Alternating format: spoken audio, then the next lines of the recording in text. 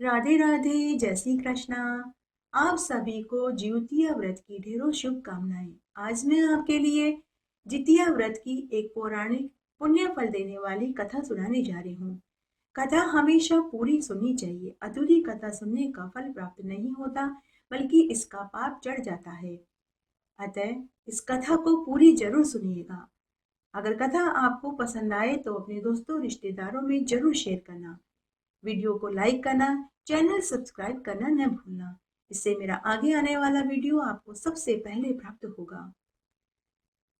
अगर आपको ये कथा अच्छी लगे तो कमेंट बॉक्स में ज्योतिया भगवान की जय जरूर लिखिएगा। इससे आपको कथा सुनने का संपूर्ण फल प्राप्त होगा। आपके ऊपर ज्योतिया भगवान की कृपा हमेशा बरसती रहेगी। जितिया व्रत हर साल आश्विन मास के कृष्ण पक्ष की सप्तमी से नवमी तक किया जाता है। सप्तमी को खरना करके अष्टमी को व्रत रखा जाता है और फिर नवमी तिथि को व्रत का पारण किया जाता है। जितिया व्रत संतान की सुख समृद्धि के लिए रखा जाता है। इस व्रत में पूरे दिन निर्जला यानी बिना अन्न और जल के व्रत रखा जाता है। यह व्रत उत्तर प्रदेश, बिहार, झारखंड, पश्चिम बंगाल, नेपाल, मिथिला, तरोहट में यह पर्व आश्विन मास के कृष्ण पक्ष की सप्तमी तिथि से नवमी तिथि तक चंद्र दिवस तक 3 दिन तक मनाया जाता है। जितिया व्रत के पहले दिन महिलाएं सूर्य उदय से पहले उठकर स्नान करके पूजा करती हैं, फिर एक बार भोजन खाती हैं। उसके बाद पूरा दिन निर्जला व्रत रखती है। दूसरे दिन सुबह जल्दी उठकर स्नान करने के बाद महिलाएं पूजा पाठ करती है, फिर पूरा दिन निर्जला व्रत रखती है। व्रत के तीसरे दिन महिलाएं पारण करती हैं। सूर्य को अर्घ्य देने के बाद ही महिलाएं अन्न ग्रहण करती है। मुख्य रूप से पर्व के तीसरे दिन झोर भात, मरुआ की रोटी और नोनी का साग खाया जाता है। अष्टमी को प्रदोष काल में महिलाएं जिमूत वाहन भगवान की पूजा करती है। जिमूत वाहन की कुशा से निर्मित प्रतिमा को धूप, दीप, अक्षत, पुष्प, फल आदि अर्पित करके पूजा की जाती है। इसके बाद मिट्टी और गाय के गोबर से सियारिन और चील की प्रतिमा बनाई जाती है।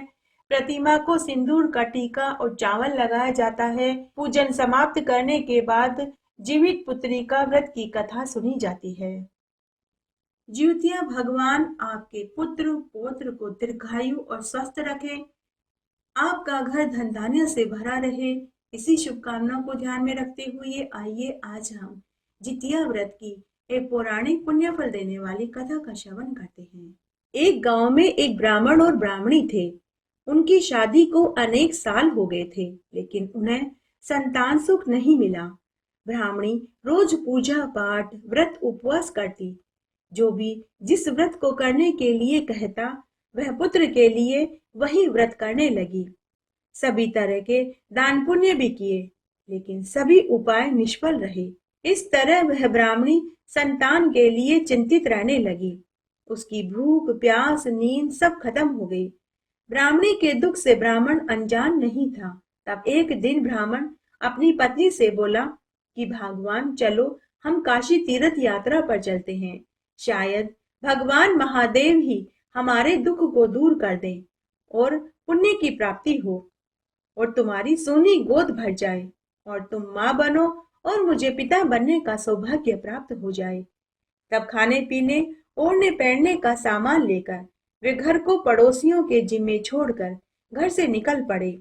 चलते चलते वे एक तालाब के पास पहुंचे तो उन्होंने देखा कि बहुत सारी महिलाएं तालाब में स्नान करके ज्योतिया भगवान की पूजा पाठ कर रही थी, कथा कहानियां सुन रही थी तथा जीवनी के पत्ते पर तेल और खरी रखकर अर्घ्य दे रही थी। यह देखकर ब्राह्मणी अपने पति से बोली कि हे स्वामी, ये सभी महिलाएं तालाब के पास जीवनी के पत्ते पर क्या रखकर किसकी पूजा कर रही है? ब्राह्मण कहने लगा, पता नहीं ये क्या कर रही है, चलो हम भी चलकर उनसे पूछते हैं। तब वे दोनों पति पत्नी उन गांव की महिलाओं के पास गई। तब ब्राह्मणी उनसे पूछने लगी कि बहनों, आप सब ये क्या कर रहे हो और इस पत्ते पर क्या रख रहे हो और किसकी पूजा कर रहे हो, मुझे भी बताओ। इस पूजा को करने से क्या फल मिलता है? तब उन औरतों में से एक औरत बोली कि बहन, क्या तुम इस व्रत के बारे में कुछ नहीं जानती? बहन, आज नहाय खाए है। आज हम सब ने जितिया का व्रत रखा है। उसी का पहला दिन नहाय खाए का नियम कर रहे हैं। हम लोग जीवनी का पत्ता पर तेल और खरी दे रहे हैं। कल हम पूरे दिन निर्जला उपवास करेंगे और परसों व्रत का पारण करेंगे। इस व्रत में एक बूंद भी पानी नहीं पिया जाता। इस व्रत को करने से पुत्र की आयु लंबी होती है। जिनके पुत्र नहीं, उन्हें पुत्र सुख प्राप्त होता है। बहन, इस व्रत में बहुत शक्ति होती है। जो भी इस व्रत को श्रद्धा पूर्वक करता है, उसकी सारी इच्छाएं ज्योतियां भगवान पूरी कर देते हैं। यह सुनकर ब्राह्मणी मन ही मन सोचने लगी कि मुझे भी यह व्रत करना चाहिए। तब ब्राह्मणी ने उन औरतों से कहा कि बहनों, मुझे एक भी पुत्र नहीं हुआ। कृपया करके आप मुझे इस व्रत की पूरी विधि बताइए। साल भर बाद जब जितिया व्रत आएगा तो मैं भी इस व्रत को करूंगी। तब उन औरतों ने ब्राह्मणी को जितिया व्रत की पूरी विधि बताई। तब दोनों ब्राह्मण दंपति वापस अपने घर लौट आए। साल भर बाद जब जितिया व्रत आया तो ब्राह्मणी ने पूरे विधि विधान के साथ जितिया का व्रत किया। पहला दिन नहाए खाए। उस दिन मरुआ की रोटी खाकर व्रत की शुरुआत करी। रात को ढेर सारे पकवान बनाकर ज्योत भगवान के लिए रख दिए। सुबह का 3 बजता ही ज्योत भगवान को पकवान का भोग लगाया। उन्हें पकवान चढ़ाकर उसने खुद प्रसाद के रूप में खाया, पानी पिया और सो गई और दिन भर निर्जला व्रत करती रही। और जब शाम हो गई तो सभी के साथ ब्राह्मणी भी तालाब पर स्नान करने जाती है। तब एक महिला स्नान करके नदी के पास एक कलश को रखकर उस पर जितिया का धागा रखकर हाथ जोड़कर कथा सुन रही थी। तब ब्राह्मणी उस महिला से पूछने लगी कि बहन, आप कलश के ऊपर यह धागा रख कर क्या कर रही हो और कौन सी कथा कहानी कह हो सुन रही हो? तो वह महिला ब्राह्मणी से बोली कि बहन, यह मात्र सूत्र का धागा नहीं, बड़ा ही अनमोल और शक्तिशाली धागा है। इसी को तो जितिया कहते हैं। इस धागे में बहुत शक्ति है।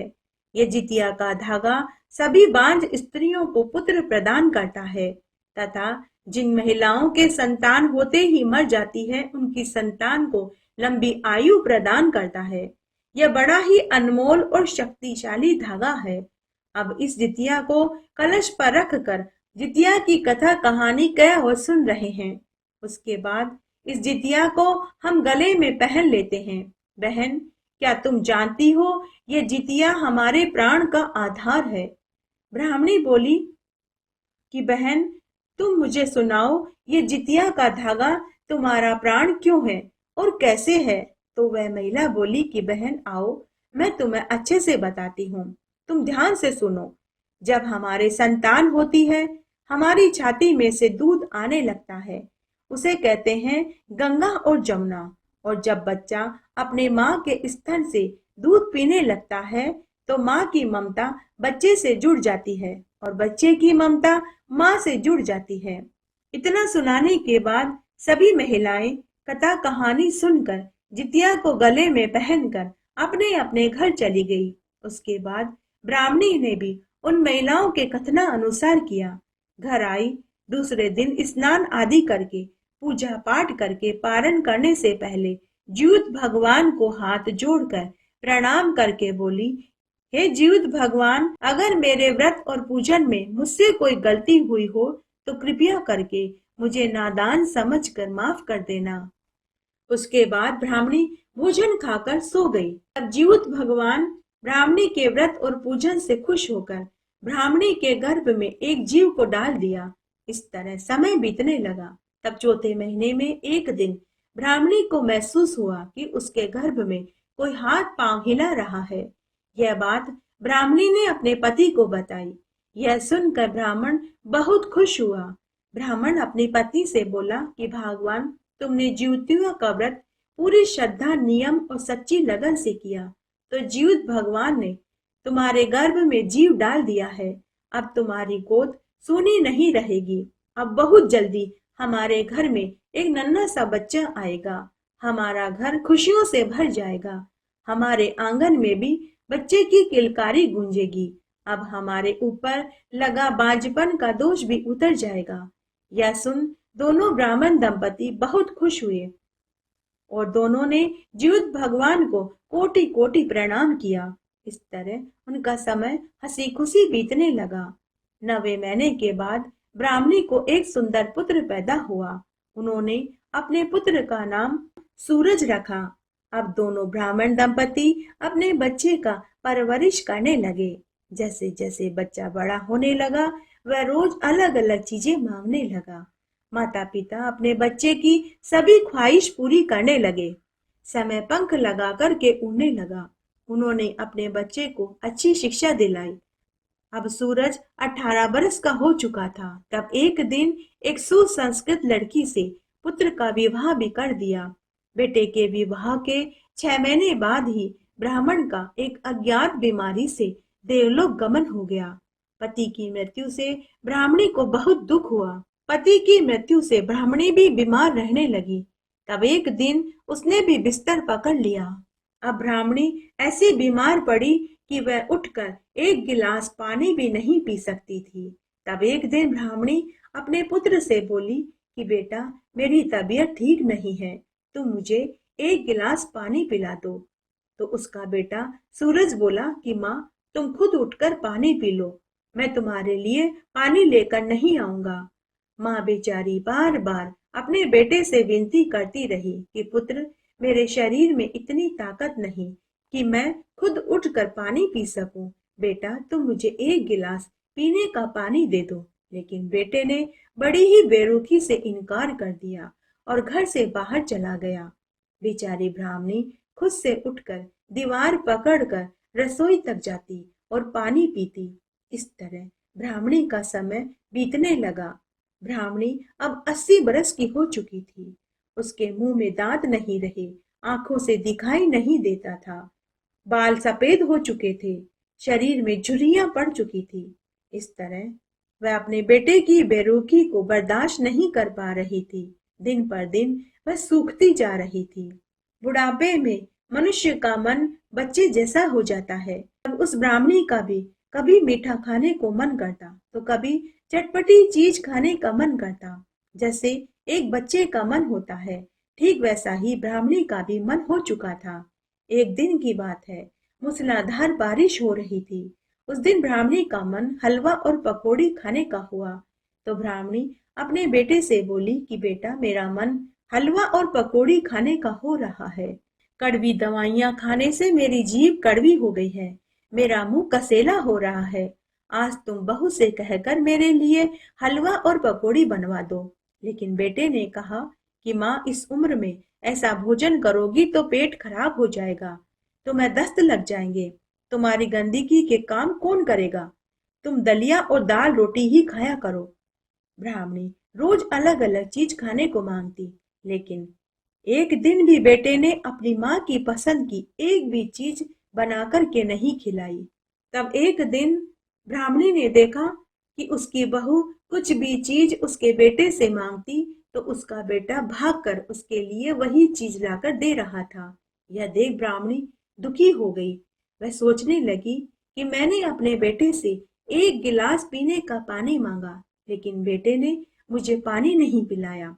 हलवा पकौड़ी खाने को मांगा, लेकिन बेटे ने मुझे वो भी बना कर के नहीं खिलाया। और अपनी पत्नी के कचौरी मांगने पर यह एक बार में ही बाजार से इसे कचौरी लाकर दे रहा है। यह सोचकर ब्राह्मणी मन ही मन रोने लगी। वह सोचने लगी कि मैंने इस बेटे के लिए जीवित भगवान से मन्नत मांगी, निर्जला उपवास रखा, तो मुझे भगवान ने ये पुत्र का सुख दिया। इसके पैदा होने पर मैंने पूरे गांव में मिठाइयां बांटी, खूब दान धर्म किए। बचपन में यह जब भी कोई चीज मुझसे खाने को मांगता था तो मैं और इसके पिताजी इसके लिए वही चीज लाकर देते थे। हम खुद भूखे रहते थे, लेकिन इसे भर पेट भोजन खिलाते थे। खुद गीले में सोती थी, लेकिन इसे सूखे में सुलाती थी। सर्दी गर्मी बारिश में मैंने इसका कितना ध्यान रखा। मुझे क्या मालूम था कि आज बुढ़ापे में यह मेरा सहारा बनने की बजाय मेरी इस तरह दुर्गति करेगा।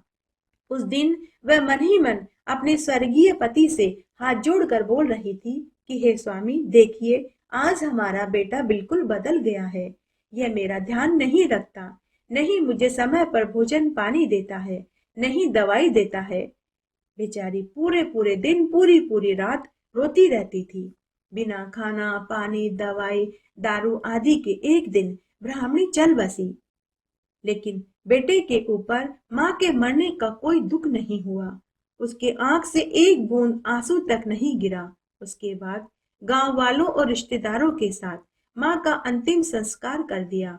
अंतिम क्रिया करके वह घर आया और आते ही अपनी पत्नी से बोला कि बढ़िया हुआ, मेरी माँ मर गई, नहीं तो पूरे दिन पूरी रात बेटा पानी पिला दे, बेटा भोजन खिला दे, बेटा दवाई दे दे। पूरी पूरी रात पूरे पूरे दिन यही करती रहती थी। पूरी पूरी रात पूरे पूरे दिन खांसती रहती थी, सोने भी नहीं देती थी। देखो हमारे घर में आज कितनी शांति है। उसके बाद पति अपनी पत्नी से बोला कि मैं सुबह से भूखा प्यासा हूँ, आज तुम मेरे लिए देसी घी का सूजी का हलवा और पकौड़ी बनाओ, हम दोनों बैठकर खाएंगे। तब उसकी पत्नी बोली, सुनो जी, दुनिया को दिखाने के चक्कर में मैं सुबह से झूठ मूठ रोई जा रही थी, तो मेरा सिर दर्द से फटा जा रहा है, अतः मुझसे खाना नहीं बनेगा। ऐसा करो, आज खाना बाहर से ले आओ या फिर आप खुद ही बना लो। तब सूरज सोचने लगा कि अगर बाजार से खाना लाऊंगा तो लोग क्या कहेंगे कि आज ही तो इसकी माँ मरी है और इसे मिठाइयाँ खानी सूझ रही है। तब सूरज ने खुद ही हलवा पूड़ी सब्जी पकौड़ी बनाई। फिर दोनों ने भोजन खाया और सो गए। अब उसकी पत्नी रोज कोई न कोई बहाना बनाकर घर का कामकाज करने से मना करने लगी।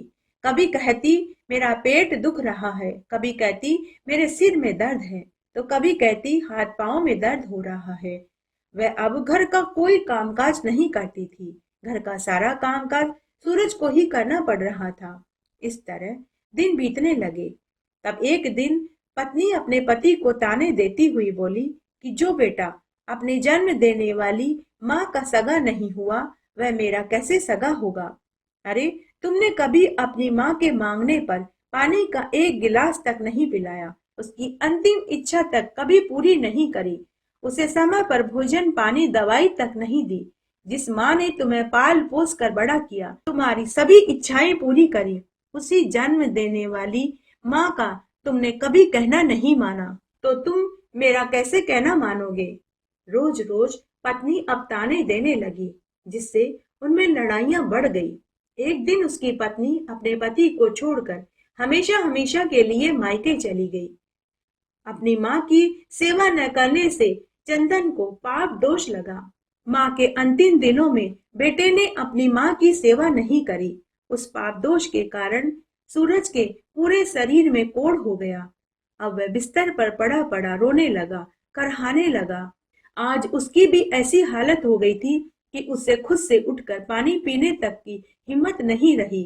तब उसके रोने की आवाज सुनकर अड़ोसी पड़ोसी उसे देखने उसके घर में आए, तो सभी लोग उसे ताने देने लगे कि अरे देखो, इसने अपनी बीमार माँ की कभी भी सेवा नहीं करी, कभी उसे एक गिलास पानी तक नहीं पिलाया। इसकी पत्नी इसे छोड़कर चली गई है। माँ की सेवा न करने से आज यह भी पाप का भागी बना है। इसके भी पूरे शरीर में कोढ़ हो गया है। इसे इसके कर्मों का फल मिला है। तब एक व्यक्ति ने कहा कि अगर इस गांव में यह रहेगा तो इसकी बीमारी छूत की है। यह बीमारी पूरे गांव में फैल जाएगी तो पूरा गांव इस बीमारी से ग्रस्त हो जाएगा। तब लोगों ने एक राय करके उसे उसके घर से धक्के देकर निकाल दिया। सूरज के पास उसकी माँ के थोड़े से गहने और रुपये थे। वह उन्हें एक पोटली में रख कर गांव छोड़कर चला गया। अब सूरज गांव के बाहर एक घने वन में एक पेड़ के नीचे जाकर बैठ गया और जोर जोर से रोने लगा और मन ही मन सोचने लगा कि मुझे मेरी माँ कितना स्नेह से रखती थी। बचपन में जो भी चीज मैं अपनी माँ से मांगता था, माँ मुझे वही चीज लाकर देती थी। लेकिन मैंने मेरी माँ का ध्यान नहीं रखा, उसे एक गिलास पानी तक नहीं पिलाया। बीमारी में मैंने अपनी माँ की सेवा टहल नहीं करी, भोजन दवाई तक समय पर नहीं दी। आज मुझे उसी का दोष लगा है कि आज मैं कोढ़ से पीड़ित हूँ। ये उसी का दंड मैं भोग रहा हूँ। भगवान ने मेरे साथ जो भी किया अच्छा किया। मुझे सजा मिलनी ही चाहिए थी। मैं इसी के लायक हूँ। मैंने अपनी जन्म देने वाली माँ के साथ बुरा किया तो मेरे साथ कैसे अच्छा हो सकता था। आज उसी कारण मेरी पत्नी भी मुझे छोड़कर चली गई। मेरे बुरे बर्ताव के कारण आज गांव वालों ने भी मुझे मेरे ही घर से धक्के देकर निकाल दिया। इस तरह 3 दिन तक वह जंगल में भूखा प्यासा पड़ा रहा। अब उसकी हालत पागलों जैसी हो चुकी थी। अब वह हर आने जाने वाले लोगों से कहता कि भाई ये गहने और रुपया ले लो, मुझे मेरी माँ लाकर दे दो। उसकी बात सुनकर लोग उल्टे उसके ऊपर पत्थर फेंक कर कहते कि अरे पापी दुष्ट नीच, तूने जीते जी अपनी माँ की सेवा नहीं करी। आज मरने के बाद तुझे तेरी माँ की कीमत पता चली है। तब एक वृद्ध युवक ने सूरज से कहा कि बेटा, माँ तो केवल माँ ही होती है। माँ की जगह कोई भी नहीं ले सकता। दुनिया की सभी चीजें खरीदी और बेची जा सकती है, लेकिन माँ को न खरीदा जा सकता है न बेचा जा सकता है। इंसान को सभी चीजें दोबारा मिल सकती है, लेकिन माँ का प्यार, माँ का दुलार कोई भी नहीं दे सकता। केवल एक माँ ही है जो अपने बच्चे को सीने से लगाकर दुनिया के हर दुख से बचाकर रखती है और पालती पोसती है। ऊपर परलोक में बैठी ब्राह्मणी ने जब अपने बेटे को धरती पर दुखी देखा तो उसका हृदय तड़प उठा। ब्राह्मणी जीवित भगवान से प्रार्थना करने लगी कि हे ईश्वर, आप मुझे एक दिन के लिए धरती पर भेज दो। मैं अपने पुत्र को समझा बुझाकर तसल्ली देकर आ जाऊंगी। वह मेरे लिए तड़प रहा है। तब जीवित भगवान ब्राह्मणी से बोले कि अरे ब्राह्मणी, तूने जिस बेटे के लिए निर्जला व्रत रखा, पूरी उम्र उसका ध्यान रखा, उसका मांगा हुआ भोजन खिलाया, उसकी सभी मांगे तुमने पूरी करी, लेकिन तेरे अंतिम दिनों में तुझे एक गिलास पानी तक तेरे बेटे ने नहीं पिलाया। तुझे समय पर भोजन पानी और दवाई तक नहीं दी। तुम उसके लिए पुनः धरती पर जाना चाहती हो। तो ब्राह्मणी बोली कि हे प्रभु, मैं एक माँ हूँ। बेटा कुपुत्र हो सकता है, लेकिन माता कुमाता नहीं हो सकती। हे प्रभु, भगवान ने हम औरत को माँ बनाया। हम सभी दुख भूलकर अपने पुत्र के एक बार पुकारने पर उसे माफ कर देते हैं। तब जीवित भगवान ने बुढ़िया माई को एक दिन के लिए जीवन दान दे दिया। बुढ़िया माई अपने बेटे के पास आई। बेटा अपनी माँ को देखकर खुशी से पागल हो गया। माँ से लिपटकर खूब रोया और अपनी गलती की माफी मांगने लगा। तब माँ अपने बेटे को लेकर बहू के मायके गई और समझा बुझाकर उन्हें घर लेकर आई। गांव वाले बुढ़िया माई को जीवित देखकर आश्चर्य में पड़ गए। बुढ़िया माई गांव वालों से बोली कि हे भाइयों, यह मेरा पुत्र है। इस गांव में मैं शादी होकर आई। इसी गांव में मेरे पुत्र ने जन्म लिया। इसका बचपन यहाँ बीता है। इसी घर में, इसी गांव में मेरे पुत्र का विवाह हुआ। आप मेरे पुत्र को उसी के घर से कैसे निकाल सकते हो? मेरा पुत्र यहीं इसी गांव में रहेगा। फिर पुत्र और पुत्र वधू को लेकर घर आई। बेटा अपनी माँ के लिए पानी और भोजन लेकर आया और अपनी माँ से बोला कि माँ, भोजन खा लो, पानी पी लो। अब मैं रोज तुम्हारी सेवा टहल किया करूंगा, तुम्हें गरम गरम भोजन खिलाया करूंगा। तब माँ अपने बेटे और बहू को समझाते हुए बोली कि बेटा, मुझे जीवित भगवान ने एक दिन के लिए धरती पर भेजा था। मैं तुझे समझाने और तेरा गृहस्थ जीवन सुधारने आई थी। अब मुझे वापस जाना होगा। तब बुढ़िया माई ने अपनी बहू को भी जीवित व्रत की पूरी विधि बताई और व्रत करने की सलाह देकर हमेशा हमेशा के लिए अपने लोक में चली गई। तब बहू ने भी जीवतिया व्रत किया, जिसके 10वें महीने में उसे भी एक बहुत सुंदर पुत्र पैदा हुआ। अब दोनों बेटा बहू हंसी खुशी रहने लगे और इस जीवन के समस्त सुखों को भोग कर मरने के बाद वैकुंठ को प्राप्त हुए। बोलिए जिउतिया भगवान की जय। आइए जितिया व्रत का पूरा फल देने वाली सुखिया और दुखिया दो बहनों की एक पवित्र पौराणिक पुण्य फल देने वाली कथा का श्रवण करते हैं। एक बार एक गांव में दो बहनें थी। एक का नाम सुखिया तो दूसरी का नाम दुखिया था। दोनों बहनों का भाग्य उनके नाम के जैसे ही था। दुखिया बहुत गरीब थी और हमेशा दुखी रहती थी। सुखिया बहुत अमीर थी तो वह हमेशा सुखी रहती थी। दोनों बहनों का विवाह भी एक ही गांव में हुआ। छोटी बहन दुखिया अपनी बड़ी बहन के घर झाड़ू पोछा बर्तन कपड़े आदि का काम करती, तो बदले में बड़ी बहन उसे रात का ठंडा बासी भोजन व पुराने कपड़े देती। इसी से दुखिया का घर चलता था। दोनों बहनों के दो दो पुत्र थे। समय बीत रहा था। तब एक दिन जब जितिया का व्रत था तो दोनों बहनों ने जितिया का व्रत रखा।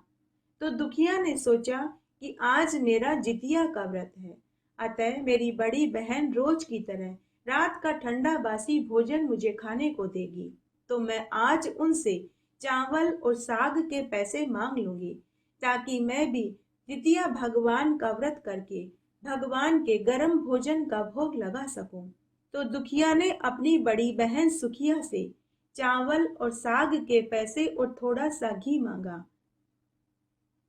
और कहा कि जीजी आज मैंने भी जितिया व्रत रखा है।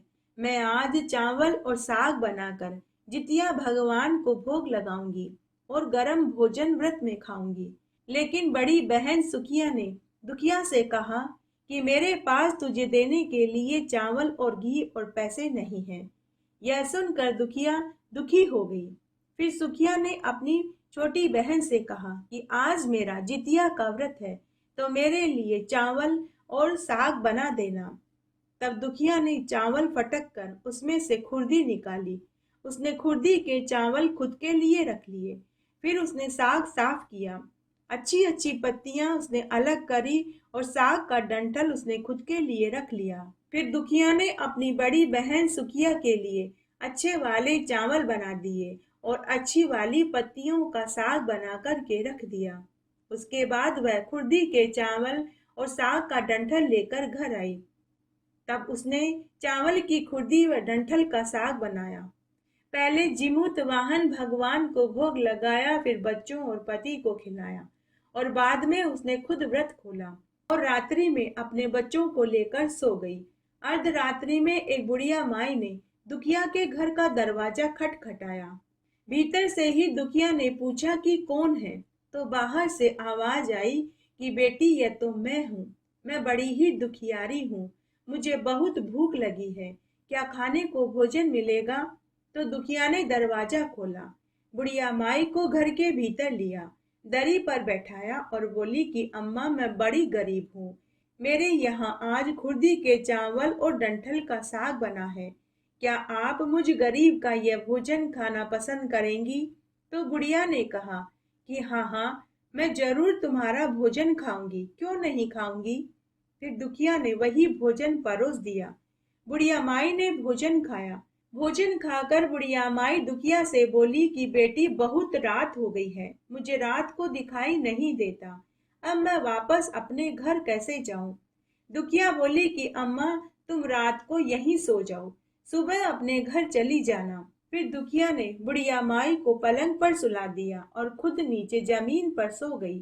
थोड़ी देर बाद बुढ़िया फिर बोली कि बेटी मुझे दीर्घ शंखा जाना है, कहाँ जाऊं?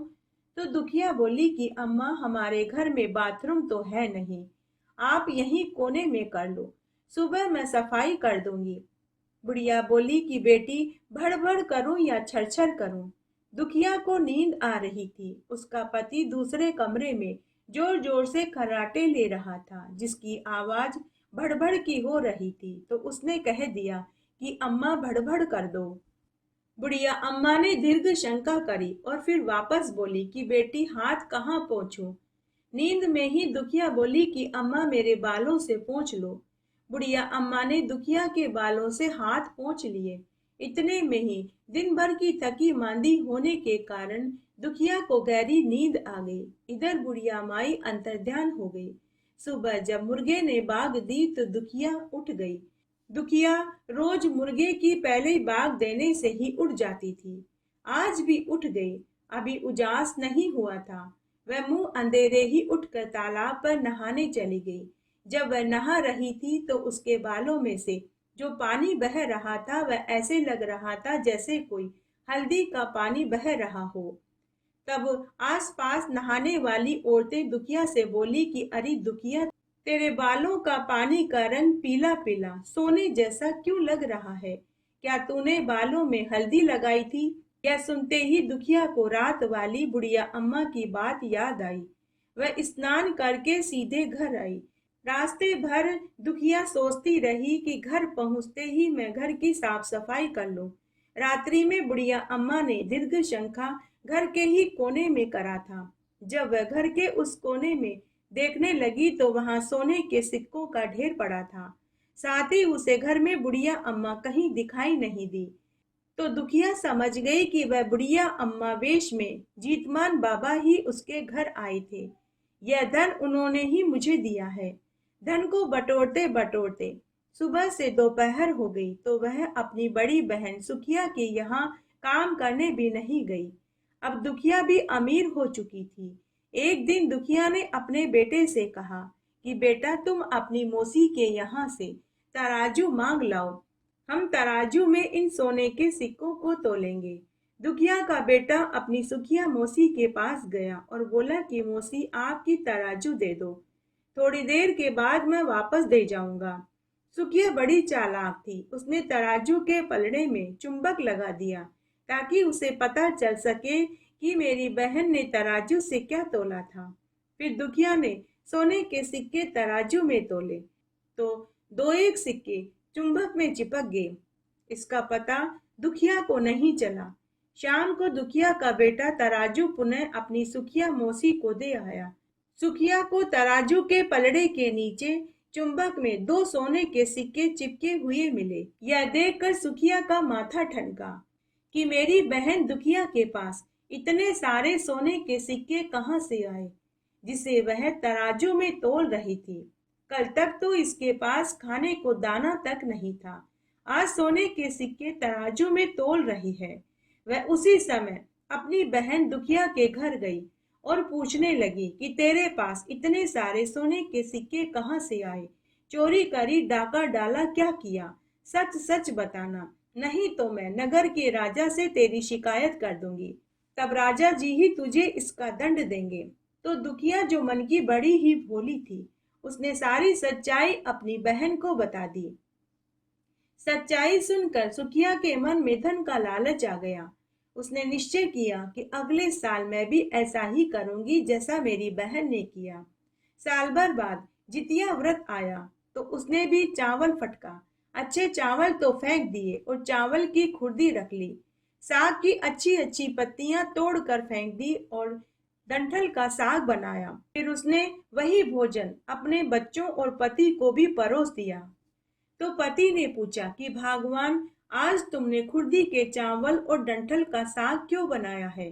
क्या हमारे घर में चावल और साग खत्म हो गया है जो तुमने आज ऐसा भोजन बनाया है? तो उसकी पत्नी ने दुखिया के साथ एक साल पहले घटित घटना सुना दी और बोली कि आज मैंने भी उसी की तरह व्रत रखा है और उसी की तरह भोजन बनाया है ताकि जीवित भगवान हमें भी खूब सारे सोने के सिक्के देवे। पति ने कहा कि भगवान, देखा देखी मत कर। वह तो बेचारी बड़ी गरीब थी, भूखी प्यासी थी, लेकिन हमारे पास किस चीज की कमी है? लेकिन पत्नी नहीं मानी। अर्धरात्रि को सुखिया के घर भी उसी बुढ़िया माई ने दरवाजा खटखटाया। सुखिया ने दरवाजा खोला और बोली कि आओ आओ अम्मा, मैं तो बहुत देर से तुम्हारा ही इंतजार कर रही थी। बुढ़िया अम्मा ने कहा, बेटी, मुझे बहुत भूख लगी है, क्या खाने को भोजन मिलेगा? सुखिया ने कहा कि हाँ अम्मा, जरूर मिलेगा। फिर उसने खुर्दी के चावल और डंठल का साग परोस दिया। बुढ़िया ने भोजन खाकर पानी पिया। फिर बुढ़िया अम्मा ने सुखिया से कहा कि बेटी, मुझे दीर्घ शंखा जाना है, बता कहाँ जाऊं? तो सुखिया बोली कि अम्मा, मेरी बहन का घर तो बहुत छोटा था, मेरा तो बहुत बड़ा घर है, आप जहाँ चाहे दीर्घ शंखा कर लो। फिर बुढ़िया अम्मा ने पूछा कि बेटी, भड़ करूं या छर? सुखिया को धन पाने की लालसा में कुछ भी याद नहीं रहा, तो वह जल्दी से बोल उठी कि अम्मा, छर कर लो। उसके बाद बुढ़िया ने दीर्घ शंखा करी और फिर बोली कि बेटी मैं अपने हाथ कहाँ पहुँचूं। तो फिर से सुखिया बोली कि अरे अम्मा, मेरी बहन दुखिया के तो बहुत ही रूखे सूखे छोटे छोटे बाल थे। मेरे तो रेशमी सिल्की घने लंबे लंबे बाल हैं। आप मेरे बालों से अपने हाथ पोंछ लो। बुढ़िया अम्मा हाथ पोंछ कर अंतर्ध्यान हो गई। सुबह जब सुखिया सोकर उठी तो उसने देखा उसके पूरे घर में गंदगी का ढेर हो रखा था और उसके बालों में से भयंकर बदबू आ रही थी। वह उसी समय अपनी छोटी बहन के पास गई और बोली कि तूने मुझे झूठ कहा, तूने मेरे साथ छल किया। जीतमान बाबा ने तुझे तो धन दिया और मेरे घर में गंदगी का ढेर कर दिया। फिर छोटी बहन ने कहा कि आपने भड़बड़ बोला था या छरछर। सुखिया बोली कि मैंने छरछर बोला था। दुखिया बोली कि जीजी, आपसे गलती हुई है, आपको छरछर नहीं भड़बड़ बोलना चाहिए था। लेकिन फिर भी सुखिया अपनी बहन को ताने देने लगी और गालियां देने लगी कि तभी आकाशवाणी हुई। भगवान जीमूत वाहन ने कहा कि अरे सुखिया, तूने देखा देखी करी, तुझे धन का लालच आया, तूने धन पाने की लालसा से व्रत किया। तेरी बहन तो गरीब थी, उसके पास भोजन बनाने के लिए कुछ भी नहीं था, तो उसने कुर्दी के चावल और डंठल का साग बनाया था। लेकिन तेरे पास किस चीज की कमी थी? तूने स्वादिष्ट भोजन की जगह खुर्दी के चावल और डंठल का साग मुझे बनाकर के खिलाया।